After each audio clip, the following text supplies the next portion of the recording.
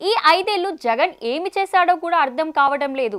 బుడిమేరును పట్టించుకునేది లేదు. జగన్ రెడ్డి చేసిన పాపాలు మమ్మల్ని వెంటాడుతున్నాయి. ఈ సమయంలో మేము పీకలోతు నీళ్లలో ఉంటే ఆదుకోవాలి, సాయం చేయాలి, కానీ ఏంటి వాగుడని అక్కడి ప్రజలు అంటున్నారు.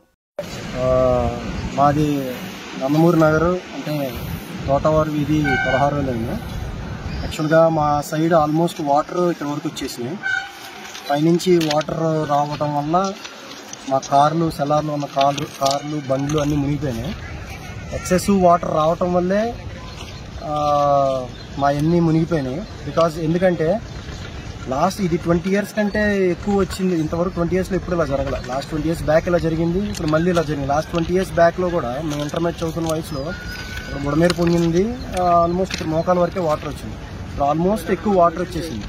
అంటే ఇది ఎట్లా అంటే ప్రీవియస్ గవర్నమెంట్, అంటే వైఎస్ జగన్మోహన్ రెడ్డి తను ఏం చేశాడు అసలు? ఫస్ట్ ఆఫ్ ఆల్ ఈ వాగులు వంకలు సరైన చర్యలు తీసుకోవాలి.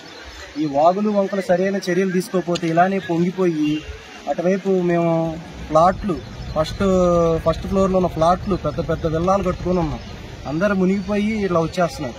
ప్రీవియస్ గవర్నమెంట్ చేయన నిర్లక్ష్యం వల్లే, వాళ్ళు చేసిన నిర్లక్ష్యం వల్లే ఇలా మనం ఇబ్బంది పడుతున్నాం, ఇంతమంది ఇబ్బంది పడుతున్నాం. చంద్రబాబు నాయుడు గారు నాకు తెలిసి దేశంలో మొత్తం మీద చంద్రబాబు నాయుడు లాంటి ముఖ్యమంత్రి ఎవరంటే ప్రూవ్ చేయమనండి. పగలు లేదు, రాత్రి లేదు. రాత్రి 4 గంటల వరకు, తెల్లవారుజాము 4 గంటల వరకు ఆయన ఇక్కడే ఉంటున్నారు, అన్ని చేస్తున్నారు. ఇంకా ఆయనకి ఏం చేస్తారు? జనం ఎక్కువైపోయారు, వాటర్ ఎక్కువైపోతే ఎంత సహాయం చేస్తారు? హెలికాప్టర్ మా అపార్ట్మెంటే ఉంది, ఎగ్జాంపుల్ 16 మా అపార్ట్మెంటే ఉంది. హెలికాప్టర్ పైనుంచి వాటర్ బాటిల్స్ వేసారండి. మాకు వీడియో కూడా ఉంది, మీకు వీడియో ఏమంటే ఇస్తాను.